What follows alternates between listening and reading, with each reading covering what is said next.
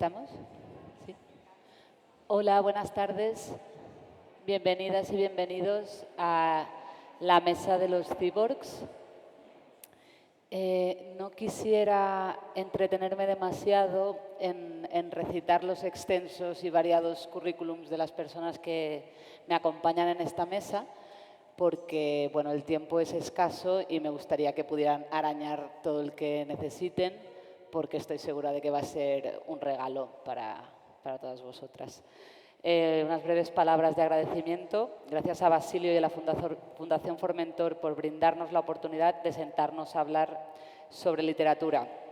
Ese brazo, o más bien esa pierna, mucho más humana que robótica, por suerte, sobre la que sostenernos y sin la cual el reto al que nos enfrentamos en el marco de este encuentro, la ciencia confrontada a la deficiencia como falta de paciencia, sería prácticamente intransitable. Empezamos con Víctor Balcells, si te parece bien. Adelante.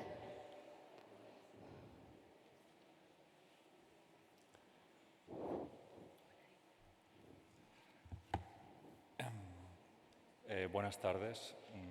Bueno, primero, para mí Pascal Quiñartes es mi ídolo. Entonces estoy muy agradecido que me hayáis invitado a este lugar, poder ver a mi ídolo, poder participar en estas conversaciones para mí es un honor.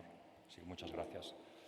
Quería empezar con dos cuestiones introductorias. La primera es que ayer, quizá no tiene que ver, pero yo creo que sí, de alguna forma, ayer por la noche hubo sucesos en este hotel, sucesos diversos relacionados con fantasmas. Parece ser que en este lugar hay presencias fantasmales y esta mañana, compartiendo con otros compañeros y compañeras, ha habido pues, visiones de vaos, figuras en la oscuridad del pasillo y hemos sabido que aquí estuvo 2 veces Cuarto Milenio rodando e investigando.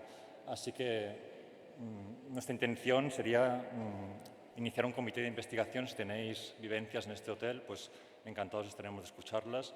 Y quería sugerir como futuro tema para las jornadas de otro año en este lugar, los fantasmas, espectros y no muertos. La otra cuestión, ya entrando en los cyborgs, una experiencia personal con un cyborg. Yo no frecuento muchas veces discotecas nocturnas, pero durante un año lo hice intensamente y en una discoteca de Poblenou de Barcelona, en medio de la oscuridad, vi a un señor que es muy famoso porque tiene una antena puesta aquí, que le sale, a lo mejor lo habéis visto. Lo vi una vez en Masterchef, en la tele, como con esa antena podía acercarse a la comida y percibir los colores a través de vibraciones. Lo que me llamó la atención en la discoteca es que este hombre, por el hecho de tener esa antena, era como una especie de falo, es decir, que ese hombre sobresalía por encima de todos los demás, todo el mundo se fijaba en él y él tenía una cierta consciencia de su poder interno con esa especie de antena, que por otro lado era una antena muy deficiente, como se vio en Masterchef. El libro que yo traigo hoy es un libro de ciencia ficción pura, de un autor que se llama Richard Morgan, se titula Carbono Alterado.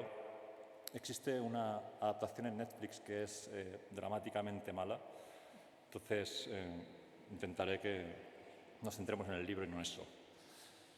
Este es un libro que está ambientado 500 años en el futuro, en un mundo donde la identidad de los seres humanos se puede almacenar dentro de unas pilas aquí en la nuca, el alma básicamente. Entonces cuando una persona muere, el cuerpo muere, pero su ser está en esta pila y se puede transmitir a otro cuerpo distinto. Este es el principio de la novela. Entonces la gente cuando muere es transmitida de un cuerpo a otro y hay gente más rica que tiene muchos cuerpos guardados para cuando muera poder seguir viviendo. Este elemento se llama pila cortical, se inserta en la columna y solo ocurre la muerte verdadera, o sea, una persona muere totalmente cuando la pila es destruida. Los católicos, por otro lado, dentro del libro se oponen completamente y los católicos, las personas católicas, se niegan a utilizar esta pila. La trama de la novela es una trama policíaca, y aquí creo que viene lo interesante, en la que un hombre llamado Takeshi Kovacs es resucitado de golpe en un cuerpo ajeno. Estaba almacenado este hombre, es resucitado para realizar una tarea de investigación. Es una novela de detectives, básicamente. Pero es una novela de detectives muy distinta a las que yo he conocido hasta ahora por varios elementos que quiero señalar. Al principio de este libro hay un rico millonario que contrata a este tal Takeshi Kovacs porque este rico se ha suicidado, ha muerto, lo han vuelto a cargar y él no sabe por qué se ha suicidado, porque no tiene memoria de lo que pasó. Entonces contrata a un detective para saber qué le pasó, cómo pudo ser que él se suicidara cuando nunca se hubiera suicidado, qué pasó en ese momento y ahora que está vuelve a vivir no sabe por qué. Es una novela que empieza, como empiezan todas las novelas, muy comerciales, con una escena muy concreta en la que vemos la acción de golpe y entonces el segundo capítulo abre el foco. Es una novela en ese sentido decimonónica, pero es una novela que nos ofrece nuevas formas de hacer suspense, para mí, originales. La primera forma de hacer suspense interesante es que el personaje principal, que se llama Takeshi Kovacs, está insertado en un cuerpo ajeno. Entonces, cuando él despierta, se mira en el espejo y ya no se reconoce el mismo. Empieza su investigación y a medida que va encontrando a personajes diferentes se da cuenta de que las personas con las que habla reconocen su cuerpo, aunque él mismo no sabe quién es su cuerpo. O sea, no sé si me explico bien en este sentido, pero es un hombre que está dentro de un cuerpo ajeno. Entonces, a partir de aquí, ese es un motivo que el autor desarrolla mucho y profundiza mucho y puedes crear escenas muy particulares con esto. Otro elemento importante que permite este planteamiento es que el hecho de la pila cortical hace que los asesinatos, las desapariciones sean mucho más sofisticadas. De pronto las tramas se vuelven realmente intrincadas porque no sabes quién es quién, dónde está el alma, en qué cuerpo está. Es una cosa para mí muy virtuosa que vemos en este autor, que a pesar de no ser reconocido por el canon, me recuerda mucho a Raymond Chandler. No sé si habéis leído a Raymond Chandler, que es un escritor norteamericano en que sus detectives, los detectives de Raymond Chandler, que siempre era el mismo, Philip Marlowe, no me acuerdo cómo se llama el detective de Chandler, ese detective siempre es un detective pasivo, va encontrando personajes y la trama le ocurre. En este caso es lo mismo, es un personaje que le van ocurriendo cosas y no tiene mucho dominio de qué está pasando porque está en un cuerpo ajeno, no sabe muy bien qué pasa. Entonces, lo interesante de este libro es que aparecen muchos elementos tecnológicos que quisiera señalar con puntos así concretos. Primero, el origen de esta pila. Cuando se inventó esta pila, según el libro, se utilizaba esta pila para los viajes a través de las estrellas. Es decir, la idea, que es una idea que para mí es sugerente, que no podemos viajar fácilmente a otras estrellas porque implicaría mucho tiempo y cuando llegáramos ahí estaríamos tardaríamos miles de años. Entonces lo que se hace es que en lugar de viajar por las estrellas se envían la información de los cuerpos a través del hiperespacio, entonces el cuerpo se descarga. Entonces en lugar de viajes tú te pones en una máquina que te deshace y te vuelve a cargar en otro lugar del universo. Entonces no hay viajes espaciales, directamente es una especie de teletransporte hipersónico. Me parece interesante como camino de investigación. Otra cosa interesante que aparece aquí es la publicidad, cómo se representa la publicidad en esta novela. En esta novela la publicidad se te mete en la cabeza, es decir, que tú vas por la calle y de golpe hay voces que te hablan dentro y te venden cosas dentro de tu cabeza, que por otro lado es algo que si vamos por el centro de Barcelona o Madrid seguramente podemos de alguna forma presentir así. Entonces tú puedes comprarte unos aparatos que te permiten, como los ad blockers de Internet, pues bloquear la publicidad. Lógicamente esto solo lo pueden pagar los ricos, los pobres están condenados a tener anuncios todo el tiempo en su cabeza. Entonces, como veis, hay muchos elementos concretos así interesantes. El tema este de la pila cortical, cómo guardar el cuerpo dentro de un elemento mecánico, en mi opinión, está inspirado en una novela de Dan Simmons titulada Hyperion, escrita en el 85. Es una novela que adapta los cuentos de Canterbury. En esa novela aparece una cosa que se llama el cruciforme. Es un parásito que cuando te lo insertas en el cuerpo te vuelves inmortal. El cruciforme cuando te matan, si queda una sola célula de tu cuerpo viva, puedes regenerarte entero. El problema del cruciforme, que tiene para mí relación con el problema de la inmortalidad, es que a medida que revives una y otra vez, eres inmortal, también te vuelves más tonto cada vez. El cruciforme te va absorbiendo la inteligencia. Entonces la gente que inicialmente era inmortal, en un momento dado está atontada y están como no sé, como... Reflexión interesante. Entonces, en esta novela de implantes existe el hackeo masivo, una cosa que estamos empezando a ver en nuestra sociedad. tenemos nuestras casas llenas de lavadoras inteligentes, teléfonos inteligentes, luces también que piensan cosas. Entonces es muy fácil, se ve en esta novela y lo vemos hoy en día, es muy fácil hackear a una persona si alguien se lo propone de muchas maneras distintas, es extremadamente fácil.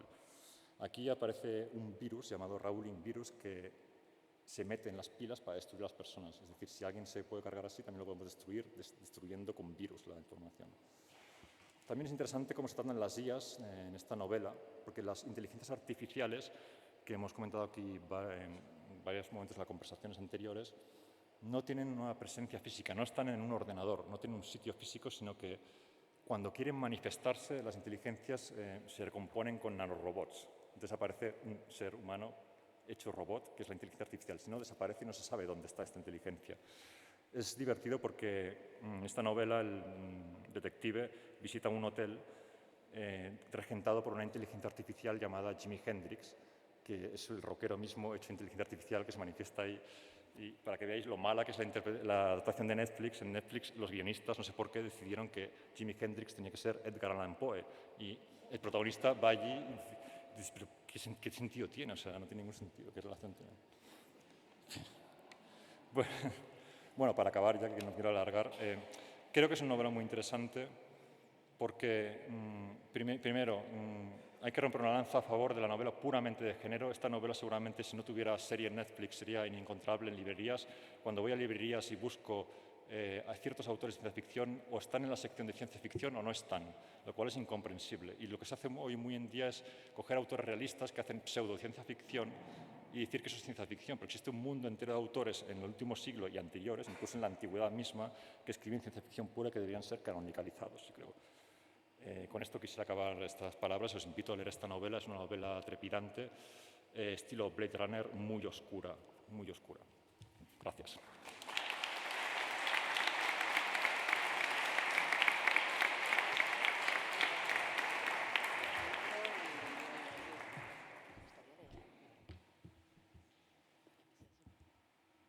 ¿Quieres decir mi nombre? Josefa Ros Velasco. Adelante. Yo soy una de las que ha sufrido fenómenos paranormales en este hotel. Pero no por la noche. Ha sido a mediodía, así que todavía no te lo he contado, pero te lo contaré después. Y a cualquiera que esté interesado. Me presto a hacer el programa con Iker Jiménez. Bueno, ¿qué tal? Muy buenas tardes. Es un placer enorme para mí ser partícipe de estas conversaciones Formentor. Me siento muy honrada de que se me haya extendido esta invitación, de estar compartiendo esta mesa con colegas que he tenido la oportunidad de conocer desde el día de ayer y que, bueno, estoy convencida de que vamos a establecer un contacto para bastante tiempo. Nos hemos hecho amigos. Así que, bueno, este espacio me está pareciendo una maravilla, me estoy sintiendo muy cómoda, rodeada de literatos, de escritores, mucho más de lo que me suelo sentir cuando estoy con filósofos. Todo hay que decirlo. Bien, el libro que yo he escogido para tratar esta tarde pues es Mujeres, simios y cyborgs. Es un libro de una autora archiconocida, Donna Haraway. Estoy convencida de que habéis escuchado su nombre en muchas ocasiones. Es un libro que se publicó en el año 1991, no es nuevo, y esta autora se define a sí misma como una autora feminista socialista de clase media. Esto a mí ya me asustó un poco cuando cayó el libro en mis manos, esta definición que hace de sí misma. Ella pertenece al mundo de la academia, tiene formación en biología, pero ha acabado dedicándose a la filosofía de la ciencia y a la historia de la ciencia. Es profesora emérita actualmente a sus 79 años de edad en la Universidad de California, Santa Cruz. ¿Por qué este libro? Bueno, se tradujo al castellano hace ya bastante tiempo, en 1995, pero en aquella traducción que se realizó se prescindió de incluir un par de capítulos, un par de artículos que son imprescindibles. Y este año Alianza Editorial volvía a hacer una traducción revisada de la que ha estado a cargo Helen Torres. Es un libro que a mí me ha hecho sufrir por muchos motivos distintos. Es un libro muy complejo. Yo tengo bueno, pues un reto por delante, y es que creo que soy la primera persona que trata un ensayo filosófico en estas conversaciones. A mí me hubiese encantado tratar una novela. Me apetecía en este momento de mi vida una novela, pero la verdad es que no se me venía nada a la cabeza. Cuando recibí la invitación, no es que este tema no me guste. De hecho, yo soy una entusiasta del transhumanismo, del poshumanismo. Si habéis leído este ejemplar de Jot Down, bueno, pues hay un artículo mío incluido en el que grito a pecho abierto mi voluntad de vivir eternamente y el miedo pavoroso que me causa la idea de la mortalidad. Sin embargo, en ese momento mi mente se quedó completamente en blanco y no se me venía nada a la cabeza. Bueno, pues consultando con mi editor me dijo, esto se acaba de traducir y puede ser una muy buena idea. Un libro complejísimo, con una escritura tremendamente enrevesada, al que hay que sumarle el hecho de que es un compendio de ensayos, un compendio de artículos que Haraway publicó entre 1978 y 1989. Entonces, claro, siempre tiene este añadido. Hay un hilo conductor, obviamente, el libro lleva muy buen ritmo hasta el 5º capítulo, de repente en el 6º te quedas con esa cara de bobo diciendo, ¿y esto qué pinta aquí? A partir del 7º vuelve a coger otra vez ese ritmo y puede apreciarse esa coherencia interna, pero solo al final del todo. Es un libro con el que sentí aburrimiento, que es mi tema de investigación, de manera casi constante, y solo fui capaz de apreciar su valor cuando ya había terminado la lectura, pero me recuerdo aburriéndome de manera constante mientras lo leía. Además, la traductora, Helen Torres, compara la forma de escribir de Haraway con la de Martin Heidegger. Si alguien aquí conoce la escritura de Martin Heidegger, sabrá perfectamente que esto le echa a uno para atrás en el momento en el que tú llevas 2 páginas de la introducción y de repente te encuentras con esta advertencia. Bueno, pues esto, agárrate los machos, ¿no? Ya sabes que te vas a enfrentar a una lectura muy dura. Y de alguna forma, al final me conquistó, pero me hizo sufrir casi hasta el último momento, porque esta mesa en la que yo iba a participar trata sobre los cyborgs, y yo pasaba un capítulo, y otro, y terminaba, y capítulo 6, y 7, y el cyborg no salía por ninguna parte. Y claro, yo me había dejado esto para última hora, como buena española. Faltaba una semana para venir a las conversaciones y estaba sufriendo literalmente pensando, este libro no trata sobre los cyborgs, no voy a tener nada que decir cuando suba al atril, esta gente me va a matar. Pero ahí estaba, al final del todo aparece la figura del cyborg. Muy sucintamente, este es un ensayo sobre filosofía de la ciencia. Una filosofía de la ciencia a través de la cual Haraway casi hace un tratado político de filosofía política. Ella está criticando los resultados de la práctica científica que se ha realizado pues casi hasta finales del siglo XX y que ha estado directamente al servicio de los intereses capitalistas de un sistema patriarcal. Es decir, una ciencia con pretensiones objetivistas que al fin y al cabo no pretende otra cosa sino definir los roles de género a través del concepto de dominación. Una ciencia que se ha valido de la observación de la evidencia que nos muestra la naturaleza, una ciencia hecha por hombres. ¿Para qué? Para definir cuál es el papel de la mujer en la sociedad. Y ella introduce el concepto de cyborg de una forma tan curiosa. Su intención no es ni más ni menos que, a través de apelar a la metáfora del cyborg, decirnos a todos que este tipo de ciencia ya no se puede seguir haciendo. No porque dé lugar a sistemas desiguales, injustos, sino porque es inviable, porque el género se encuentra actualmente obsoleto. Se encuentra obsoleto porque todos los que estamos aquí somos cyborgs. Ya no tiene sentido hablar de hombre o mujer. Ya no tiene sentido esa dicotomía del pasado. Y por tanto, este es el punto de partida para ella para poder enfocarnos hacia una nueva forma de hacer ciencia que va a ser mucho más justa, que no va a desembocar en esas sociedades desiguales del pasado.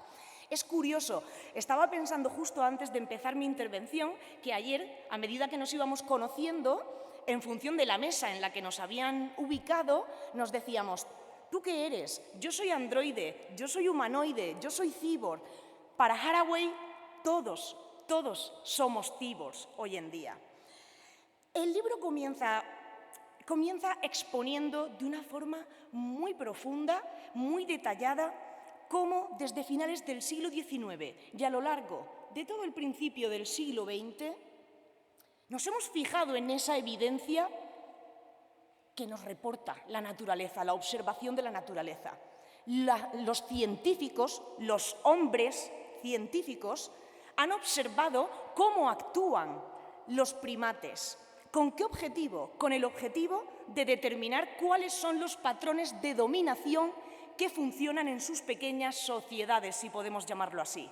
Y de esta manera, extrapolarlos, transferirlos a la construcción de un orden político en nuestras sociedades humanas, con las consecuencias que eso tiene, en las cuales, al final, pues ese patrón de dominación relega siempre a la hembra a la tarea de la reproducción, dando lugar a una desigualdad patente. Ella llega a un momento, hacia mitad del libro, en el que cambia el tercio y empieza a introducir el papel de la mujer científica. ¿Qué sucede cuando la mujer empieza a entrar en estos círculos? Que se encuentra con una cantidad de dificultades enormes, porque hablamos de ciencia financiada por poderes públicos que están realmente interesados en que se mantenga un sistema capitalista patriarcal. Se encuentran con tantas dificultades que en ocasiones ellas mismas se pliegan a las corrientes dominantes.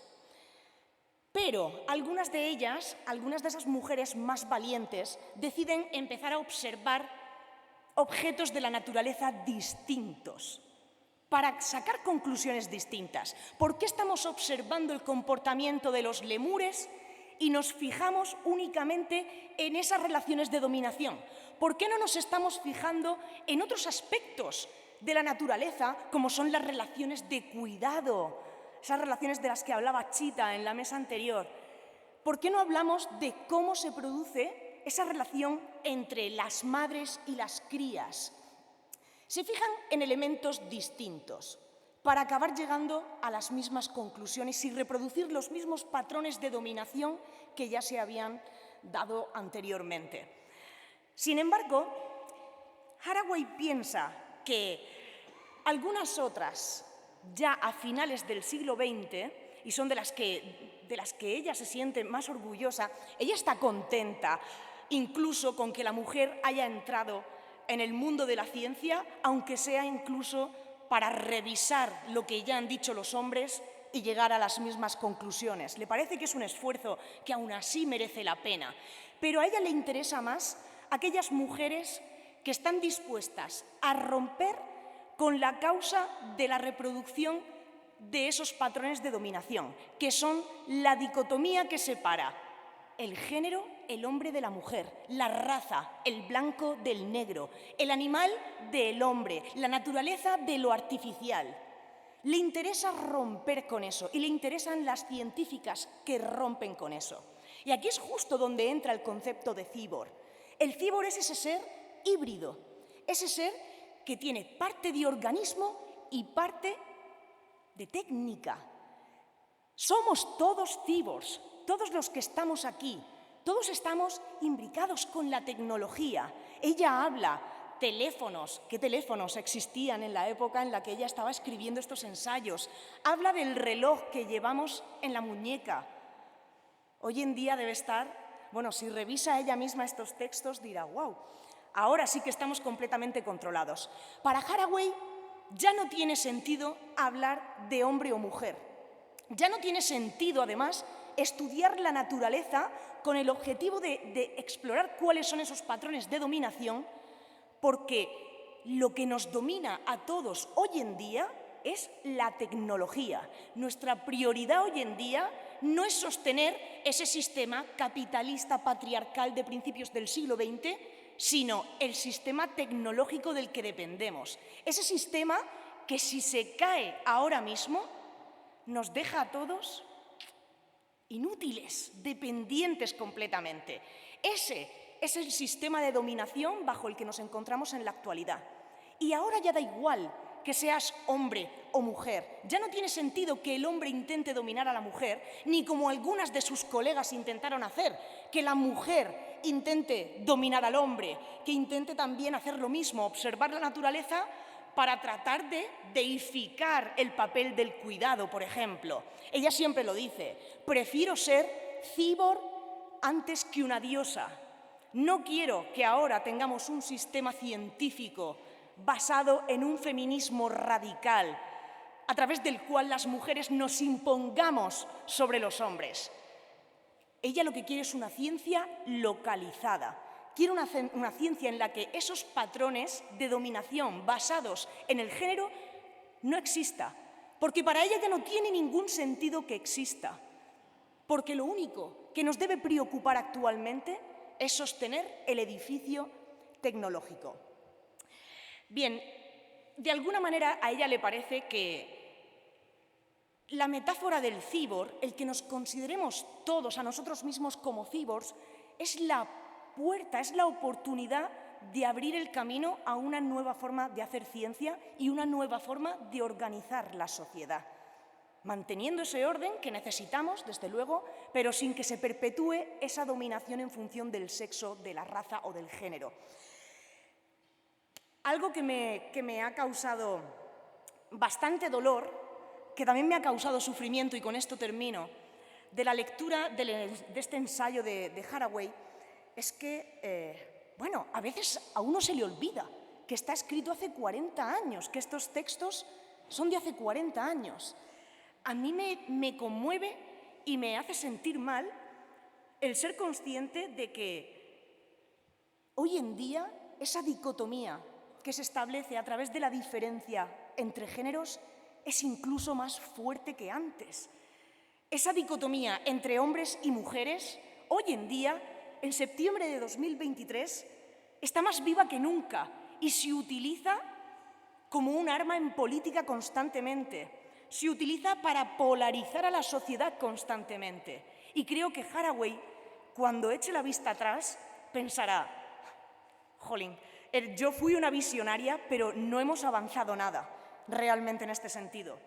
O bien Haraway se equivoca y no somos todos cíborgs, o bien no somos conscientes de que lo somos y no estamos en condiciones todavía para tomar agencia de ese nuevo estado que define ya no el ser humano, ni la naturaleza, ni el artificio, sino el ser que somos, para coger el toro por los cuernos y emprender ese cambio hacia una sociedad mucho más igualitaria. Gracias.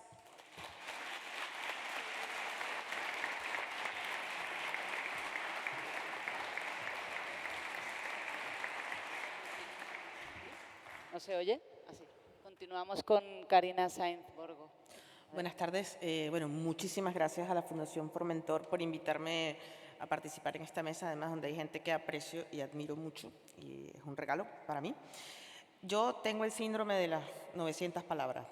Para tú decirle a tu jefe de redacción y decirle: oye, dame 5 columnas, tiene que ser una cosa muy buena para que te den 5 columnas. Así que yo me atuve no al tiempo, sino a la cantidad de palabras. Y creo que, bueno, que vamos a ver si lo consigo. A ver, cíborg. Dícese del cíborg, expresión acuñada en 1960 para referirse a un humano mejorado. Surgió en aquel mundo, el del siglo XX, un lugar que, aún sin cicatrizar los juicios de Nuremberg, ya se había embarcado en la Guerra Fría. Cíborg, un concepto que ya había embarruntado en 1818 Mary Shelley con su moderno Prometeo, el Frankenstein del que aludió el brillante Agustín, o Edgar Allan Poe en 1839, en aquel relato El hombre que se gastó, protagonizado por un héroe de guerra con un cuerpo compuesto de múltiples prótesis. Lo transhumano habita nuestra mente. Diríase que es consustancial a la imaginación humana desde el inicio de los tiempos. Estas criaturas, mitad orgánicas, mitad técnicas, son la evidencia de esa pulsión de progreso que llevó al ser humano a descubrir el fuego y más tarde la pólvora y más tarde la energía atómica. Un transhumano lleva consigo la posibilidad de su destrucción, la capacidad de degradarse de la que hablaba Álvaro Cortina, la facultad de despeñarse. Es decir, un transhumano no puede ser más humano. ¿No lo eran acaso también los dioses mitológicos y sus descendientes? ¿No encarna Heracles el germen del héroe moderno, de aquel que es capaz de someter monstruos como el Superman de Marvel detiene trenes? ¿No son las sandalias de Hermes un dispositivo, una prótesis, un gadget? Cyborg, ser humano mejorado, decíamos.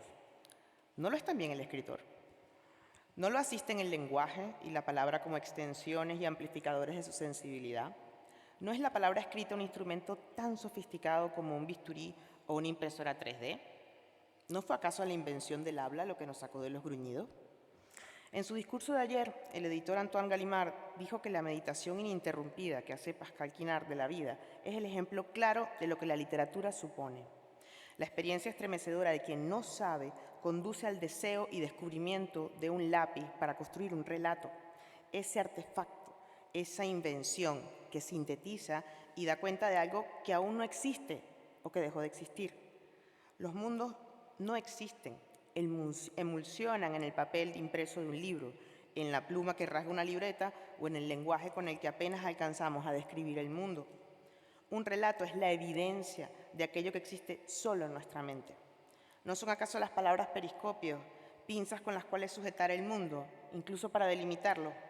¿No es el lenguaje una prolongación, una herramienta técnica que usamos para nombrar la realidad? Todo escritor es un cyborg. Somos más precisos cuando disponemos de la palabra para dar cuenta de un mundo, sobre todo cuando lo desconocemos. Las palabras son al autor lo que el cincel al escultor. Con ellas golpean hasta sacar de la roca de mármol a la criatura que ya estaba allí. Julio Verne jamás estuvo en la orilla del Cassiquiare y, sin embargo, en su soberbio Orinoco describe la desembocadura de los dos ríos más broncos y hermosos que atraviesan Colombia y Venezuela, como si hubiese estado allí.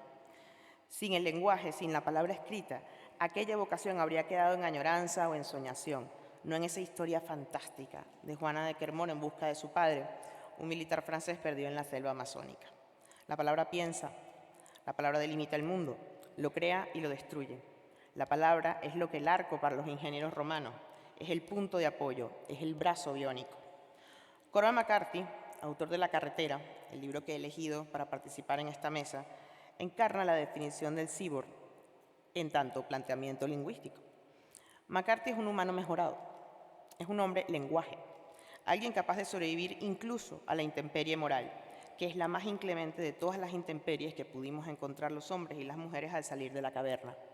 Aquí podríamos hablar de Saramago, pero tengo 10 minutos y 900 palabras, así que vuelvo a McCarthy. En ese mundo demolido de la carretera, ese paisaje repleto de hollín, canibalizado y falto de cualquier civilización, McCarthy se comporta como un organismo apto para sobrevivir en la estepa humana más yerma. Nos acerca al amor entre padre e hijo, la semilla, la única traza de vida capaz de crecer en ese terreno arrasado. La capacidad de imaginar, de poner por escrito y convertir en alegoría un sentimiento primario, transforma a McCarthy no en un robot ni en un autómata, sino en un ser apto para sobrepasar las limitaciones que le impone la realidad para imaginarla de otra forma. Es su hibridación con el lenguaje lo que lo hace extraordinario. Un ser vivo dotado de lenguaje es capaz de describir, contener, sujetar e imaginar el mundo, también de expandirlo y multiplicarlo, como lo hace Pascal Quignard. Las palabras recuperan, restauran e inauguran mundos demolidos o extraviados. Las palabras exhuman y ejecutan, arrancan de la roca de mármol a las criaturas que ya existían dentro de ella. Los cyborgs son tan viejos como Jasón y sus argonautas, como Gutenberg y sus tipos móviles, o como Newton y su manzano. También, claro, como McCarthy y su carretera.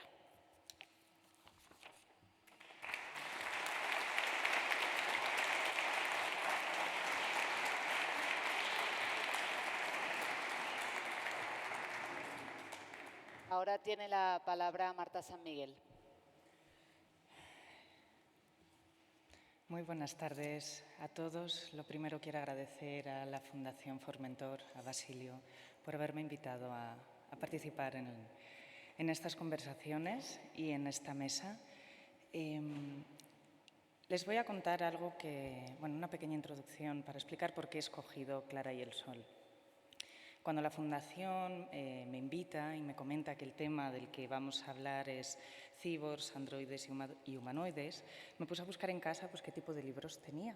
Y obviamente pues, tenía los clásicos. La ciencia ficción realmente no es un tema al que yo recurría, sino que leía más bien porque alguien me decía tienes que leer esto, pero no es el gran tema al que yo he acudido a buscar respuestas, como sé que otras personas que han participado antes que yo han confesado. El caso es pues, que estaba Fahrenheit 451, estaba Un mundo feliz, La mano izquierda en la oscuridad, de Ursula K. Le Guin, pero más o menos tenía claro qué libro iba a traer cuando de repente me llegó un mensaje por WhatsApp de un compañero periodista.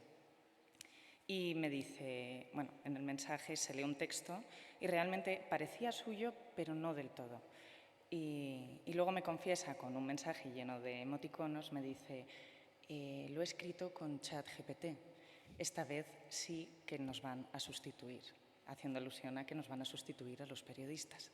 Fue en ese momento cuando decidí que tenía que buscar un libro contemporáneo o lo más contemporáneo posible. Creo que las problemáticas de nuestro tiempo requieren una mirada nueva, virtuosa e imaginativa. Y pensé que la ciencia ficción, que siempre nos mira por el espejo retrovisor, me daría la respuesta. Así que hice lo que siempre hago cuando no tengo ni idea de qué pensar o de qué opinar. Me fui a mi librería. Y como el que va al médico de cabecera, me puse delante de mi librera en Santander y le dije, mira, me pasa esto. Y ella empezó a enumerar uno detrás de otro autores de ciencia ficción que podrían encajar. Dijo muchos de los que yo tenía en casa, pero de repente me dice, el último de Ishiguro. Y yo, bueno, pues es el que ha escrito después de ganar el Nobel. Me dice, es de un robot que cuida niños. Ya está, ya tuve. ¿Saben esa sensación cuando van a una librería y de repente sienten que el libro les ha encontrado a ustedes? ¿Que han dado con el libro? Pues es lo que me sucedió. Como dicen en Lost in Translation, la película, todo el mundo necesita ser encontrado. Pues a mí ese día en la librería me encontró Clara. Soy madre de 2 niños de 8 y 12 años y si algo me ocupa demasiado espacio mental es el tiempo que pasan delante de las pantallas y sobre todo las consecuencias de ese tiempo delante de las pantallas. Y sobre todo, en qué momento le dimos a la tecnología ese papel de domador, de cuidador. Así que meses más tarde de que sucediera aquello del mensaje de la librería, estoy aquí compartiendo mesa con escritores a los que admiro, con compañeros a los que he conocido gracias a esta invitación y de pronto tengo que decir que aquella frase que me dijo mi librera fue providencial, sí, pero en el fondo, como sucede con algunos titulares, la realidad fue a más, porque decir que Clara es una robot o un cíborg o un androide, no sé bien qué término ya utilizar, es un robot que cuida a niños, es como decir que el fútbol son 11 tipos chutando y pegando patadas a un balón. Obviamente es el punto de partida, pero la base sobre la que el Nobel británico de origen japonés construye un escenario en el que nos obliga a preguntarnos lo siguiente que les voy a trasladar a ustedes ahora. ¿Qué estarían dispuestos o qué estaríamos dispuestos a hacer para evitar la desaparición de un ser querido? Es muy fácil responder rápido, pero creo que por eso la literatura tiene la extensión que tiene, para que realmente nos demos tiempo de pensar. Les hago un breve resumen. La protagonista de esta novela es Clara, es una amiga artificial, un modelo AA, que está programada efectivamente para cuidar niños. Es ella la que cuenta la historia en primera persona. Y lo hace recordando pues, cómo empezó todo, ¿no? la relación que ella va a tener y el crecimiento, el aprendizaje que ella va a experimentar. Todo empieza en una tienda en la que ella y otros robots pues, esperan a que llegue una familia y los compre. Y, entre tanto, pues, ella le ponen a veces en el escaparate, mira el sol, porque el sol es su fuente de energía, su nutriente, y es, digamos, el único elemento que ella considera como fuente de bondad. O sea, su noción de bondad es el sol. Entonces, estando ahí, al otro lado del cristal, ella ve pues, las riñas entre 2 conductores, cómo se miran un chico y una chica, una máquina que echa humo y le impide ver el sol. En la tienda hay modelos más nuevos que ella, mejores que ella, pero Clara tiene algo que el resto no tiene y la hace única. Tiene una conciencia artificial que le permite comprender el comportamiento humano, identificar las emociones y, lo que es mejor, su finalidad. No sé, a mí me da la sensación de que Clara tiene la capacidad de introspección de un poeta porque es capaz de ver las cosas en las que nadie se fija. Lo que pasa es que carece de experiencia y de contexto para poner todo ese aprendizaje al servicio de una causa mayor. Todo cambiará para Clara y para nosotros como lectores cuando conoce a Yoshi. Yoshi es la niña que llega a la tienda y dice: a la que necesito es precisamente a Clara. ¿Y por qué? Bueno, pues porque estos robots están fabricados precisamente para cuidar a niños, pero en el caso de Yoshi el cuidado es doble, porque Yoshi está muy gravemente enferma, ¿no? Entonces se van a la casa y allí conocerán a los personajes satélite que servirán un poco como de retablo de la naturaleza humana con los que Clara va a aprender a hacer esto que hace, ¿no? A desarrollar esa gran empatía. Pues esta madre, esta sirvienta, que es algo que me hace mucha gracia porque Clara utiliza nombres genéricos para nombrar a aquellas personas que va conociendo, ¿no? Como gerente, que es la encargada de la tienda donde ella ha estado. También va a conocer a Rick, que es el único amigo y vecino de Yoshi, al padre de Yoshi, al hombre que le está pintando un retrato. En fin, su obsesión es servir a la familia, pero sobre todo su obsesión es servir a Yoshi de la mejor manera posible. De hecho, su existencia misma se fundamenta en ese cometido. Pero en un momento dado, ese cometido que parece que está absolutamente claro, empieza a ser raro. ¿Por qué? Un día va a pasar la tarde solo con la madre y la madre le pide que imite a Yoshi. Es decir, tú cuando tienes mucha empatía eres capaz de comprender a otra persona a un nivel mucho mayor o más generoso del que puede hacer alguien que no tenga esa empatía. ¿Qué sucede? Bueno, pues que Clara es capaz de imitar sus movimientos, imita su voz, imita su acento, incluso imita su manera de caminar. Es capaz de anticipar sus cambios de humor, sus berrinches, reconoce perfectamente sus pasadizos emocionales. Es decir, que no es que la imite. En ese momento, Clara es idéntica a Yoshi. Y ahí está la clave. Quieren que el robot cuide a la niña y ese es su cometido hasta ese momento. Pero ¿qué sucede? Que realmente la madre quiere que Clara sustituya a Yoshi cuando muera. ¿Qué creen que pasa cuando Clara descubre esto? ¿Creen que se escandaliza? ¿Cómo creen que reacciona un robot que está programado para comprender, no para juzgar o ponderar la ética de determinados comportamientos? Esto me recuerda a ese debate que hay, ¿no?, en torno a los coches autónomos que dicen: joder, si hay un peligro de accidente, el coche va a prevalecer la seguridad del que conduce porque está preparado y su algoritmo le va a decir: tienes que proteger al que conduce frente a posibles accidentes, ¿no? Es una milésima de segundo en la que la ética no tiene cabida. Clara no es libre para elegir qué hacer, como no lo es libre ese vehículo autónomo. Pero nosotros, los humanos, sí somos libres, al menos todavía, para elegir qué hacer en esos momentos. Nosotros no tenemos un manual de instrucciones. Los humanos somos maravillosamente imperfectos, impulsivos, nos mentimos incluso a nosotros mismos. Y son nuestras contradicciones las que yo creo que es lo que nos vuelve precisamente más humanos. Ella no se hace la gran pregunta, pero nosotros nos la hacemos, debemos hacérnosla, ¿no? Uno cuando yo estaba haciendo esta novela, leyendo la novela, me hacía esta pregunta y ahora se la traslado a ustedes. Si pudieran sustituir a la persona que aman y que ha muerto, ¿lo harían? Ya sea con clonaciones o creando órganos para sustituirlos, como planteaba el propio Ishiguro en Nunca me abandones, o bien replicando la identidad como si fuera un disco duro, que es lo que pretenden hacer con Clara, ¿no?, en la hipótesis de esta novela. No lo peor, sino lo más complicado de asomarte a esta pregunta, que realmente no es nada fácil de responder, sin caer en una especie de ingenuidad o de creerte un mirlo blanco, es que la novela está contada con un tono infantil.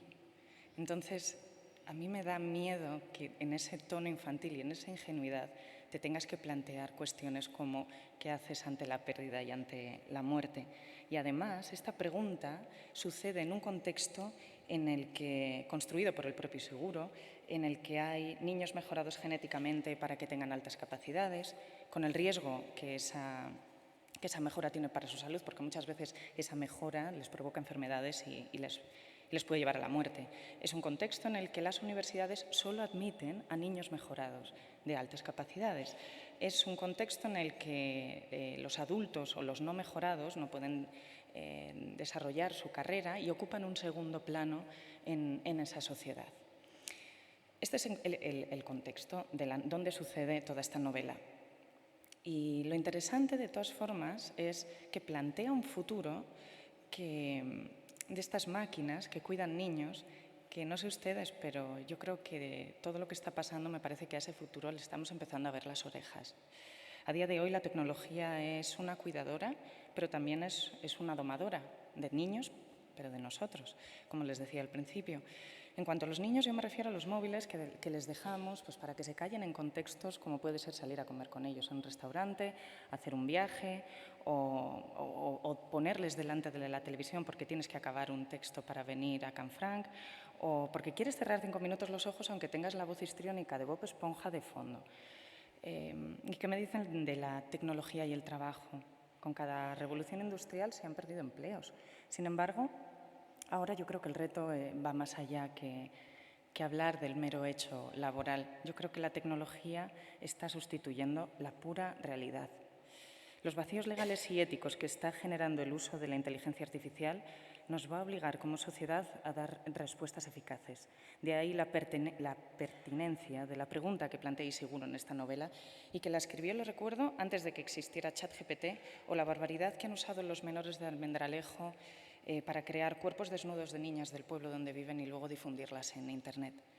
Así que subrayo de nuevo la pregunta, ¿somos sustituibles? Es la gran pregunta que nos plantea Ishiguro desde sus páginas. Yo como madre, un móvil no puede sustituirme, pero sí que le damos la capacidad de cuidar cuando nosotros no podemos. Y por tanto, algo de nosotros sí que se ve sustituido por la tecnología. Hay aplicaciones que ya pueden sustituir mi voz y mi cuerpo, y solo hay que asomarse a Internet para ver que es posible. Y ahora también la tecnología puede hacer mi trabajo como periodista al usar los textos publicados como base para imitar y crear contenidos similares. Así que con este contexto tan maravilloso que les estoy pintando, cualquiera de nosotros podemos pensar que somos sustituibles, ¿verdad? Pues me temo que no. Y de hecho con esa sensación me quiero ir, y esa es la sensación que te deja la lectura de Clara y el Sol de Ishiguro. No quiero desvelarles qué sucede, tampoco quiero desvelarles cómo termina, pero sí que quiero finalizar mi intervención con una reflexión que hace Clara, y es la siguiente.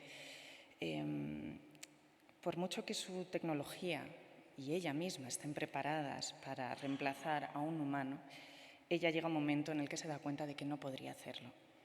Y dice así: por mucho que lo hubiera intentado, ahora creo que siempre habría habido algo imposible de imitar. La madre, Rick, sirvienta, el padre, yo nunca habría llegado a colmar lo que ellos sentían en sus corazones por Yoshi. Siempre tuvo algo muy especial, pero no estaba dentro de Yoshi. Estaba en el interior de quienes la querían. Es decir, como dice Ramón Andrés, existimos en la mirada de los demás. Y esto no sé ustedes, pero tal y como está pintado el mundo, para mí es una idea muy esperanzadora. Así que cuando terminé de leer el libro, agradecí de corazón que aquel día Clara me encontrara en la librería. Y ahora sigo dejando de vez en cuando el móvil a mis hijos y lo seguiré haciendo. Y dejaré que haya quien me amenace con textos de ChatGPT diciendo tienes los días contados como periodista o como escritora.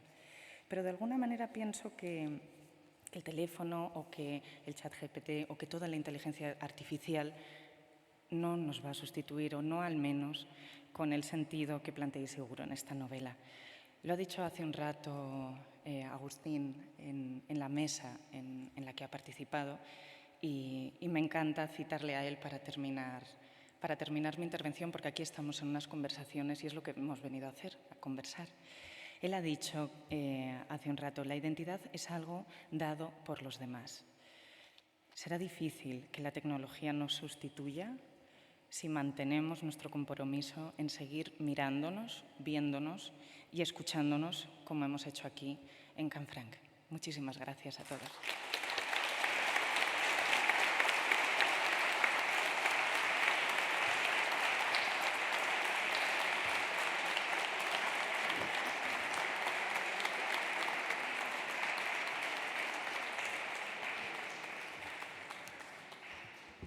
Marta Sanz, adelante. Bueno, muy buenas tardes a todos. Muchísimas gracias a la Fundación, muchísimas gracias a los compañeros y compañeras de la mesa y muchísimas gracias, yo se las doy siempre personalmente, a Basilio Baltasar, porque yo ya aquí me siento como una replicante. Yo llevo ya muchos años viniendo y tengo como una sensación de déjà vu, que se dice muy agradable, con lo cual, estupendo. Luego, por otra parte, claro, yo veo que estoy en una mesa que tengo que hablar de cyborgs. Yo no voy a hablar de cyborgs. O sea, yo en realidad de cyborg, a lo mejor la cyborg soy yo porque tengo empastes, o a lo mejor soy un poco cyborg porque escribo novelas cyborg, es decir, novelas híbridas de esas que a Víctor Balcells no le gustan, que utilizan la ciencia ficción para hacer realismo. Eso me ha llegado directamente a la patata, pero he pensado, esto es ser cyborg. Yo, desde luego, con mi escritura soy bastante cyborg. Luego me he dado cuenta también de que, claro, que para participar en esta mesa era, salvo en el caso de Víctor y salvo en el caso de Josefa, era imprescindible llamarse Sanz, Sainz, San. O sea, también hay como una reminiscencia eco-siniestro que le pega mucho a esto de la teoría de la reduplicación y lo siniestro. Y bueno, pues yo en realidad no voy a hablar, como os decía, del cyborg, aunque últimamente ando muy preocupada por la humanización del robot, que es lo que ha hablado antes Agustín, de que el robot, el androide, el humanoide pueda ser sujeto de derecho, pero a mí sobre todo lo que más me preocupa es la robotización del humano, que es lo que ha recogido, yo creo que muy bien Marta en su última intervención. Y por eso voy a hacer una interpretación especial de El hombre de la arena, de Eta Hoffmann. Y es una pequeña ponencia que se titula ¿Sueña Nataniel con ovejas eléctricas? Verán que este texto está absolutamente lleno de todas las voces que hemos oído aquí a lo largo de la tarde. Bueno, seguro que ustedes conocen ya El hombre de la arena, el relato de Eta Hoffmann que aportó a Sigmund Freud multitud de ejemplos para intentar acotar una definición de lo siniestro. El Unheimlich de Schelling, se nota que no sé alemán, pero no importa. Lo familiar que se volvió extraño mediante el proceso de su represión y que, habiendo debido quedar oculto, se ha manifestado. En Lo siniestro, un opúsculo sobre el tema que el padre del psicoanálisis dio a la imprenta en 1919, se catalogan manifestaciones del Unheimlich. Déjà vu, que es lo que tengo yo aquí en Formentor Canfranc, ahora ya deslocalizado, amputación de los ojos como metáfora de la castración, todo tiene que ver con el amor y la mirada, como muy bien hemos oído en el texto de Chita Rubert también, telepatía, repetición involuntaria de un nombre o de un número. Detrás de todo esto se intuye algo demoníaco, el presentimiento como reiteración interior y miedo de que se materialice lo horrible, la locura como desdoblamiento y alienación. El miedo sería la neurosis, la espera dilatada tras la que el dolor previsto se concretará en algo tangible. El miedo se funda en esa espera intuitiva y sobredimensionada. También las representaciones y las metáforas son desdoblamientos. Rosario Raro hablaba del personaje. Yo creo que podemos ir un poco más allá y hablar de todo el lenguaje metafórico y de todas las analogías y probablemente del lenguaje, al fin. Todas las metáforas son desdoblamientos, simulacros, máscaras, segundas pieles y cuentan con una dimensión siniestra. Nuestro trabajo consiste en estos remedos y en estas duplicidades. Fabricamos monstruos. Escribe Hoffmann. El profesor de poesía y retórica tomó una dosis de rapé, estornudó y dijo gravemente: «Honorables damas y caballeros, ¿no se dan cuenta de cuál es el quid del asunto? Todo es una alegoría, una absoluta metáfora. Poetas, novelistas, magos de Oz, de poca monta, difuminamos con nuestras palabras el límite entre realidad y ficción. Nos miramos con desconfianza. ¿Qué somos? ¿Quiénes somos? ¿Existimos? Estas son las preguntas. También en los libros que apuntan hacia el nacimiento del autómata, el humanoide y el cíborg. Dentro del catálogo de movimientos retóricos y quizás reales, destaca el desdoblamiento, concretamente el doble, los gemelos. ¿Recuerdan A través del espejo la maravillosa película de Siodmak, El otro de Robert Mulligan o Inseparables de Cronenberg? Y en el libro que nos ocupa, El hombre de la arena, Las muñecas, una autómata, un ser sin vida aparentemente animado o un ser vivo inmóvil.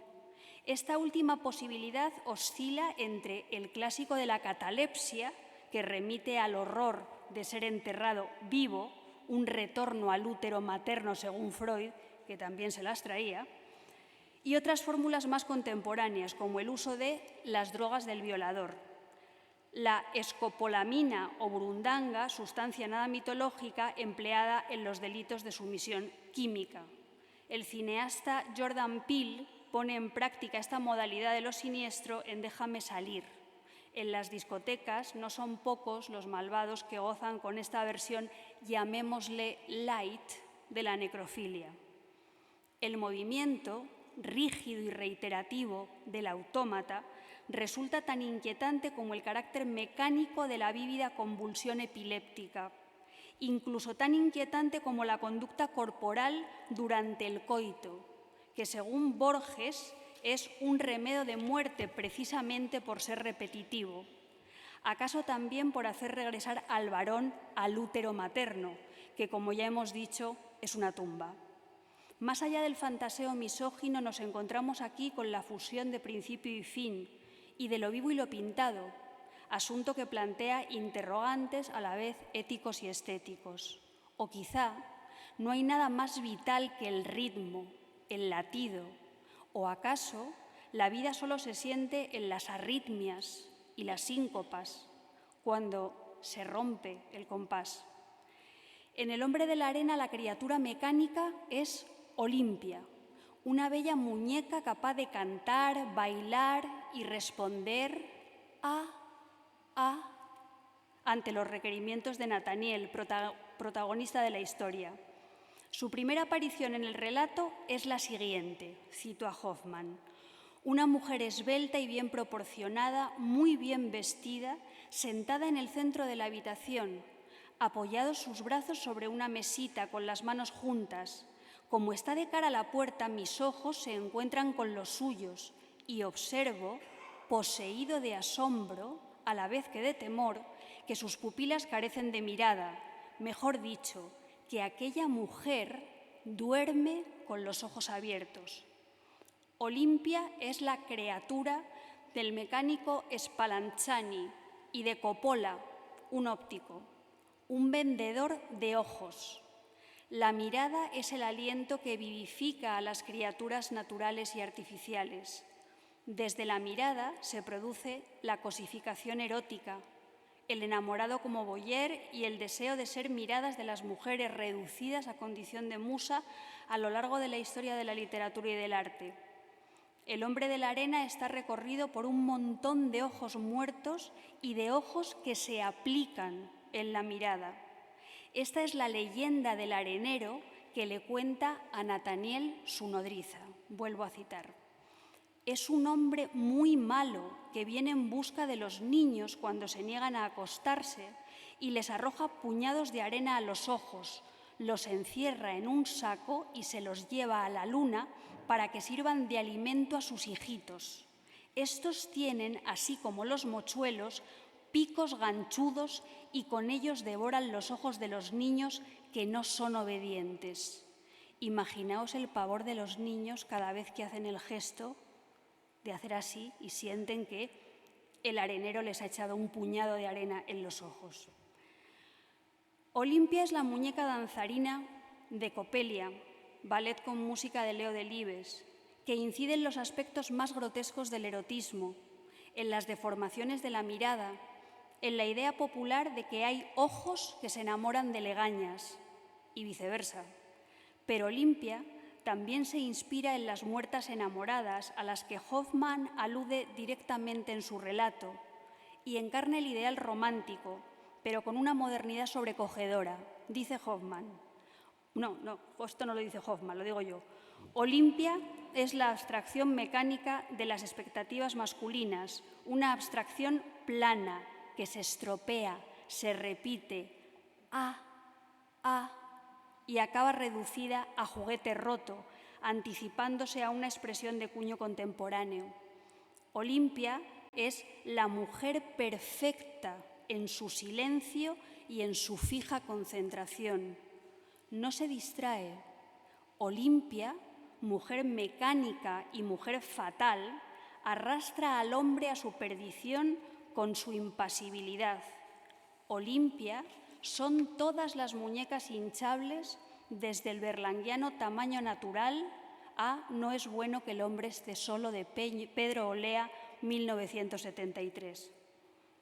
Olimpia, en su fortaleza fracturable, es la antípoda de una mujer plural, no homogénea, contradictoria, diversa, por mucho que ahora un ideal estético aplane y unifique rostros por efecto de la violencia quirúrgica. Las autómatas son cuerpos metálicos, carcasas intelectualmente inanimadas. Hoy la lógica se invierte y una supuesta inteligencia cuyo origen no es tan difuso y, desde luego, no está emancipada, busca cuerpos en los que encarnarse para amar, como en Her, de Spike Jonze. Los profesores Frankenstein siguen existiendo y los problemas éticos vinculados a los avances tecnológicos adquieren cada vez una mayor trascendencia. Sin Olimpia, no habrían existido las replicantes de Blade Runner. Daryl Hannah, muñeca de muslos asesinos, hace acrobacias de punta a punta de la habitación. Estas mujeres no quieren ser solo carcasa. Sin embargo, ¿acaso convenga recordar que Deckard, Harrison Ford, en la versión cinematográfica, podría ser también un replicante? La película de Scott está basada en otro escritor que ha sido citado aquí esta tarde por Antón Castro, Philip K. Dick. ¿Sueñan los androides con ovejas eléctricas? Una joya del ciberpunk. Yo creo que Nathaniel, y aquí viene la parte innovadora, el enamorado de Olimpia, es un soñador. Quizá en sus sueños aparezcan también las veneradas ovejas eléctricas.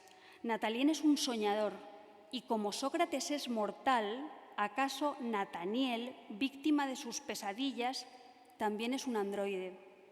Así lo indican algunos detalles del relato. Nathaniel acaba roto. Yace sobre las baldosas de la calle con la cabeza destrozada. Se ha lanzado al vacío igual que el replicante Roy Batty, interpretado por Rutger Hauer, antes de pronunciar el famoso discurso: «Yo he visto cosas que vosotros no creeríais, naves de ataque en llamas más allá del hombro de Orión, miré rayos C brillar en la oscuridad cerca de la puerta de Tannhauser. Todos esos momentos se perderán en el tiempo como lágrimas en la lluvia». La pirueta anticipatoria de Hoffmann, su ADN futurista, serían extraordinarios. Hay más detalles que podrían avalar esta equivalencia siniestra. El abogado Coppelius, doble o quizá alter ego del vendedor de lentes Coppola, es un alquimista que trabaja con el padre de Nathaniel cuando él es un niño. Coppelius, en la mente de Nathaniel, es el hombre de la arena que le robará los ojos. Su padre ruega por él porque al fin y al cabo los ojos y la mirada nos conceden la vida y la sexualidad. Coppelius transige, y aquí sí que cito a Hoffmann, pero por lo menos quiero ver el mecanismo de sus manos y de sus pies. Hay algo que no funciona tan bien como estaba todo. ¿Están hablando de un niño o del remedo de un niño, de un artefacto construido no por las manos de un mecánico, sino por las de un alquimista, un demiurgo, un Prometeo capaz de desafiar a los dioses, como casi a la vez planteaba Mary Shelley en Frankenstein. Por cierto, el maquillaje, el peinado, el mechón de Elsa Lancaster son antecedentes cosméticos de la estética cyberpunk. Aquí lanzamos la hipótesis de que quizá Nathaniel sea un androide, más perfeccionado que Olimpia, un androide con un padre alquimista muerto que es perseguido a lo largo de toda su vida por su otro constructor, Coppelius Coppola, quien al final del relato exclama viendo a Nathaniel en lo alto de una plataforma: va, dejadle, que ya sabrá bajar solo. Inmediatamente Nathaniel salta al vacío como un muñeco animado por el deseo de su creador. Quizá el impulso que mueve a Nathaniel hacia Olimpia es el de quien encuentra a un semejante. Quizá que él sea casi el único que no se da cuenta de que es una muñeca, avala la hipótesis de su condición mecánica. Vuelvo a citar a Hoffman. ¿Cómo es posible que un hombre razonable como tú, le dice un amigo, se pueda enamorar de una muñeca? A veces, el personaje funciona como movido por un interruptor. Coppola le proporciona un anteojo con el que no para de observar a Olimpia, y ese dispositivo activa automáticamente la locura de Nathaniel. La idea del interruptor me hace pensar en el poder de los hipnotizadores. En Trilby, de Georges de Maurier, Svengali convierte a una costurera en una muñeca cantante por efecto de su mirada hipnótica. La metáfora de la posesión sexual y de la cosificación, de la anulación de la voluntad a través de la mirada, hacen de Trilby un contrapunto a la artificialmente vivificada Olimpia. Por momentos, Nathaniel se expresa con repeticiones mecánicas de muñeco estropeado. Muñeca de madera, vuélvete, muñeca de madera, vuélvete. Ah, bellos ojos, bellos ojos. Lo dicho se dice 2 veces. Nathaniel no reconoce su propia voz. ¿De quién es esa horrible voz?, se pregunta, tras haberle leído a Clara, su novia, un poema. Un último argumento para avalar la condición de androide de Nathaniel. Spallanzani y Coppola forcejean para quedarse con Olimpia y la rompen. Entonces el mecánico clama: ¿te atreves a robarme mi sangre y mi vida? Si Spallanzani dice eso de su muñeca, ¿por qué Nathaniel, de cuyos resortes de manos y piernas se ha hablado, no podría ser el autómata de su padre alquimista? La carne y el metal se confunden y se enredan. Volvamos al principio. ¿Quiénes somos? ¿Qué somos? ¿Existimos? Sí, quizá por eso podemos morir de hambre. Pero palpemos nuestra carne para comprobar que, por debajo, se ramifican venas y arterias, y no tuberías o cables de alta tensión, dispositivos para pagar en el supermercado. El propio Hoffman nos da la clave. Todo ser humano, creyendo ser libre, es un juguete trágico de oscuros poderes. Da igual piel o injerto plástico, o quizá no, pero yo creo que ese es el quid de la cuestión. Muchas gracias.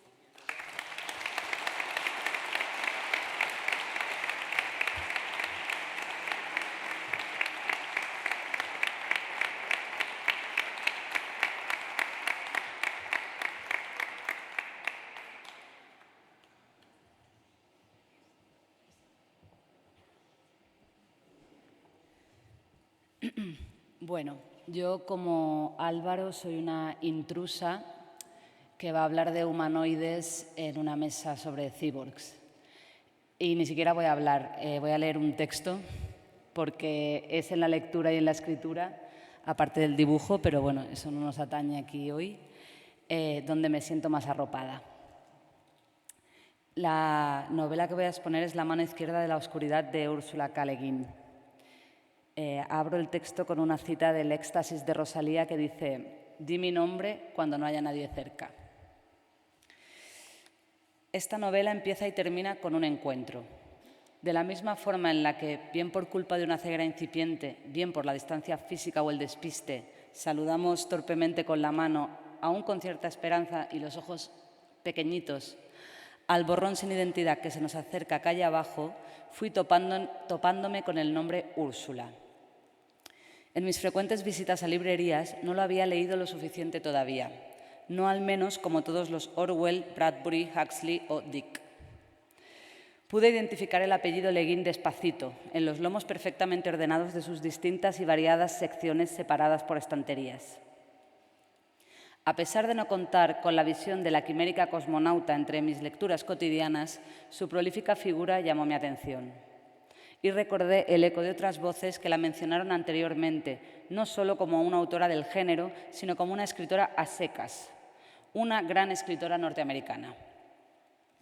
Fue en un librito donde hallé la puerta de entrada, donde pude vislumbrar a través del quicio una auténtica vocación antropológica y filosófica, así como un profundo respeto por la ciencia. En lugar de entrechocar con el prodigio de una mente absolutamente imaginativa, esta consideración hace las veces de acompañante, agarrándola de la mano para que no se pierda o salga volando. En una edición de Nórdica, bellamente ilustrada por Eva Vázquez, descubrí unos pies que transitaban los caminos autoconstruidos de la utopía, aún sin despegar sus plantas de los adoquines. La voluntad ética y moral que definirá su obra, y que la buena ciencia ficción se encarga de traducir en elaboradas imágenes de otros mundos, no ensombrecen su humildad y sencillez, tampoco la afilada inteligencia de quien cuenta con un humor de cuchillo. Omelas, la ciudad de las torres relucientes junto al mar, de la ausencia de soldados y clérigos, cuya prosperidad depende de la completa soledad y consecuente sufrimiento de un niño y que le valió a Le Guin galardones y prestigios, no es más que el nombre de una ciudad leído al revés. Y pienso en esto al escribir en Elisa Victoria, tan tierna y afilada, y en la justa ironía de su última novela, O Taberra, topónimo que bien podría ser vasco, pero que esconde la palabra más española que yo pueda imaginar. Aunque Úrsula no se sonrojara al decir en voz alta que hay veces que hay que olvidarse de Dostoyevsky, en Quienes se marchan de Omelas realiza un ejercicio poético triste y maravilloso. El cuento enfrenta, en una versión del famoso dilema del tranvía y como también hizo Gaiman, profundo admirador de su obra, en su inabarcable serie Sandman, al utilitarismo de John Stuart Mill, según el cual la ciudad sería un lugar ideal para vivir, contra la ética kantiana.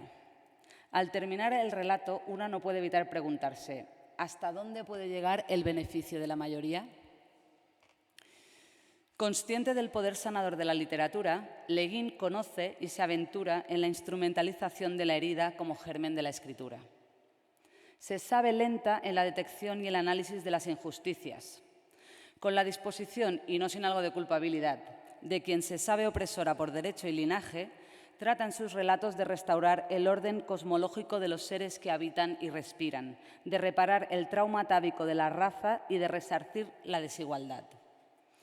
Más interesada en explorar las alternativas al poder y a la dominación, a la explotación y los conflictos violentos del ser humano, que en ahondar en sus fundamentos, Úrsula proyecta anhelos e inquietudes en el acto de imaginar y de escribir. Adivino en su particular imaginario un espíritu anarquista, enraizado en el compromiso solidario y la restauración de las energías universales. También intuyo una intención pacifista en sus propuestas para resolver los conflictos terrenales a través de fábulas intergalácticas, que describe con vocablos aparentemente sencillos, aunque extremadamente complejos en su contexto. Así crea el Ecumen, un consorcio pacífico entre mundos que cuentan con millones de años luz entre ellos. En 1969, 5 años antes de la publicación de Quienes marchan de Omelas, Ace Books publica La mano izquierda de la oscuridad, una novela que más adelante se catalogó como de ciencia ficción feminista. A pesar de ser una categorización en la que no se sentía cómoda, imagino que por el aluvión de críticas que recibió por parte del movimiento feminista de los 70 al ser una esposa y madre orgullosa, el texto recibió los prestigiosos premios Hugo y Nébula. Úrsula se vale de la construcción de una sociedad formada por humanoides hermafroditas para explorar las diferencias entre hombres y mujeres desde una perspectiva de abolición del género. Los gedenianos, habitantes del planeta Geden, también conocido como invierno, una pista, únicamente se activan sexualmente una vez al mes. Este hecho no les sucede a todos a la vez, y permitidme el uso del neutro hasta la próxima explicación. Y responden a él tomando el rol del macho o de la hembra, indiferentemente del género de su quemerante. Cuesta mucho imaginar el aspecto de un gedeniane. Los rasgos femeninos y masculinos conviven y es solo en determinados momentos, por otra parte, momentos absolutamente subjetivos, basados en las percepciones de sus interlocutores, en los que unos prevalecen por encima de los otros. Más allá de las descripciones que hace Le Guin de las interacciones durante el Kemer, utiliza siempre, por norma, el pronombre masculino. Al leerlo con ojos de lectora contemporánea, no puedo evitar el molesto zumbido que me provoca este anacronismo involuntario, pero es relativamente fácil ignorarlo por el interés que suscitan las cuestiones que plantea Le Guin en el desarrollo de esta historia, que, repito, fue pensada y escrita en el año 1969. Si quisierais adentraros en las zonas mesopelágicas de la ciencia ficción, sería recomendable armarse con algunos litros de perseverancia.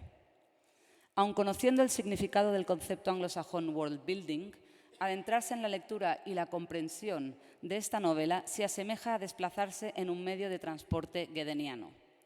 Los oriundos de invierno sienten que el progreso es de menor importancia que el estar presente, por lo que sus transportes son lentos a pesar de contar con la tecnología para moverse deprisa. El uso del tiempo es utilizado en cuanto a su relatividad, lo que lo dota de poesía y lo resignifica. La autora construye el relato a través de distintas narrativas y puntos de vista. Por un lado, la bitácora de Zhen Liai, enviado del Ecumen a Geden para pactar una alianza intergaláctica. Por el otro, la de Straven, quien inicia el relato siendo la oreja del rey Argaben de Caride y, por tanto, el encargado de escuchar y de negociar, y lo termina como proscrito. Entre tanto, se entremezclan fábulas y leyendas de apenas 3 páginas sobre el origen de la población de invierno, sus creencias y sus costumbres. Le Guin modifica las estructuras sin destruirlas. Altera el orden de los factores, pero no remueve la tierra en busca de transformaciones radicales. Todo en Geden se constituye de forma dual y dicotómica, y la ambigüedad impregna la narración como una pegajosa brea, personificada en el anfibológico Straven. En cambio, no existe en invierno la virilidad o la feminidad, ya que uno es respetado y juzgado solo como ser humano.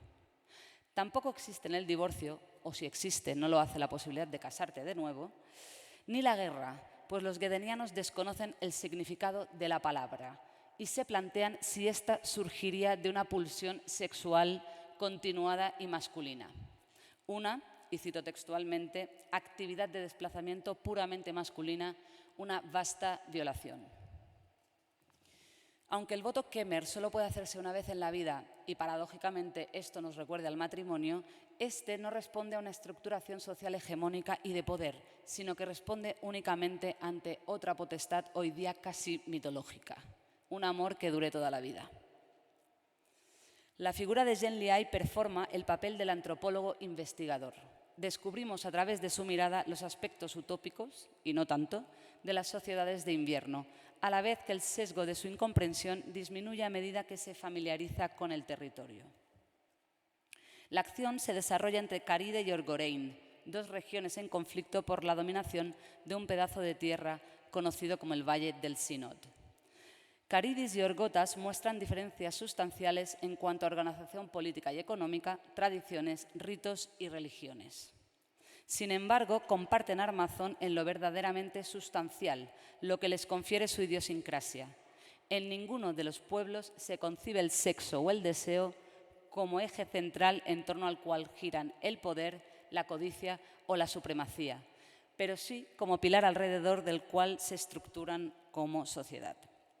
Un ejemplo de ello es cómo todas sus entidades se organizan en torno a las fases del Kemer, por lo que las relaciones sexuales con fines reproductivos o no pasan a ser una cuestión que atañe al Estado. Desde la monarquía, que contempla que su regente pueda quedarse embarazado, hasta bajas laborales que garanticen la satisfacción del Kemer. no puedo evitar recordar las teorías del fantasioso y naïf Fourier en la Francia de principios del XIX y su renta básica garantizada de atención sexual, que, al igual que el Kemmer, debía asegurarse al menos una vez al mes en pos del desarrollo de las relaciones en total libertad. Ajustándose a un férreo código moral, todo guedeniano, donde no haya posadas, dará cobijo y alimento a cualquier viajero que se persone ante su puerta. Comparten una particularidad que resulta algo sorpresiva por el antagonismo que produce, el llamado schickfredor. Esta palabra no cuenta con una definición clara, pero parece referirse a una suerte de orgullo, una habilidad dialéctica con la que, dependiendo de la cantidad y maestría que ostente cada interlocutor, se gana o se pierde el juego de la conversación y del debate.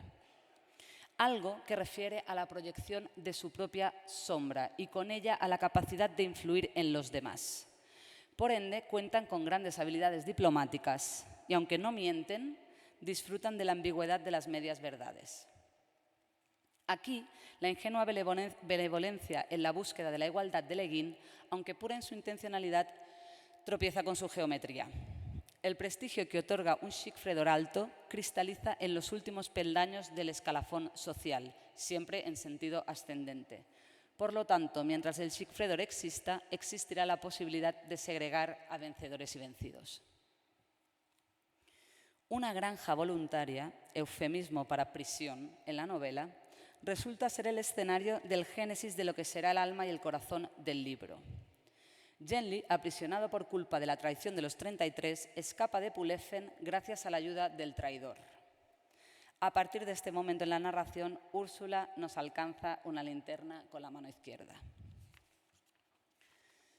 Opaca, cambiante y radicalmente dual, la relación entre Genly y el andrógico Straven es la sublimación del carácter binario y dicotómico del mundo. Los dos, humano y humanoide, se embarcan en un arduo periplo atravesando valles, montañas y estepas heladas de regreso a Caride. Es en el transcurso de este viaje extremo, tanto en el plano físico como en el metafísico, en el cual, como de agua a hielo, su aprecio se solidifica. En las conversaciones que mantienen por las noches, narradas desde sus prismas personales y al cobijo de una tienda de campaña, se desarrolla un proceso de comunicación, cuestionamiento, duda, resolución y evidencia. Genly ve su alteridad puesta en entredicho. ¿Por qué le cuesta tanto explicarle a Straven las diferencias entre hombres y mujeres?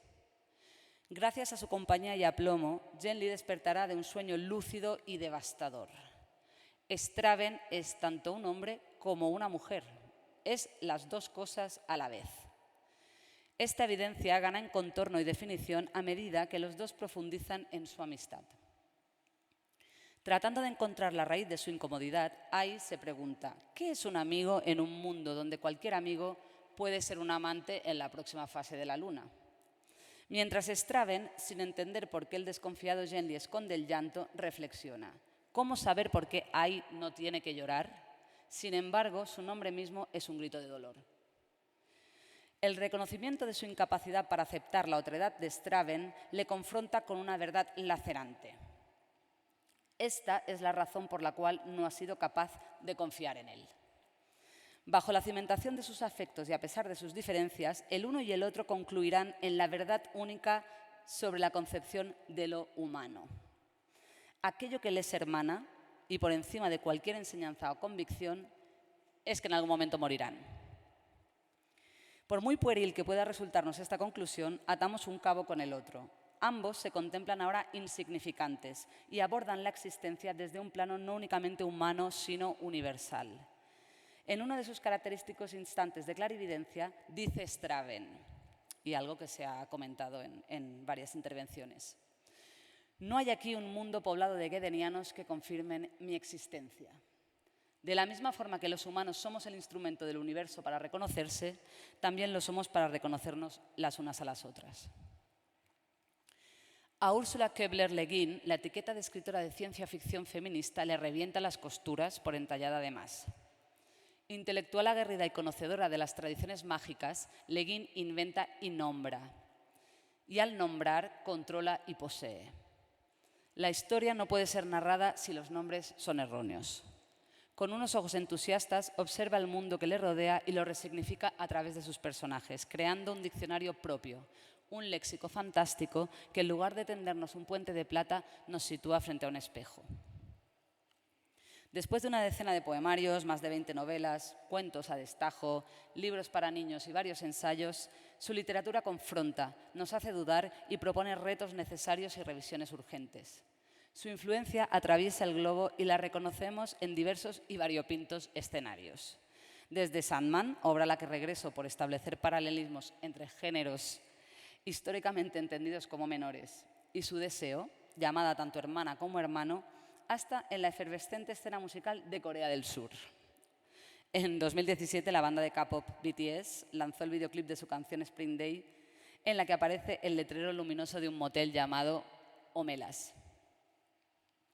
Con la habilidad minuciosa de las tejedoras, en la mano negra de la oscuridad, Le Guin constituye una red donde se entremezclan el simbolismo mágico, la filosofía, la teoría política, la imaginación, la intriga, la belleza y el dolor en las relaciones humanas y la singular apertura hacia la vida de la novela como género. Una retícula en la que se sustentará mucha de la literatura fantástica y de ciencia ficción posterior. Sin la lectura de Tolkien, Úrsula no habría escrito los libros de Terramar. Sin los libros de Terramar, posiblemente Harry Potter y su universo no hubieran sido imaginados.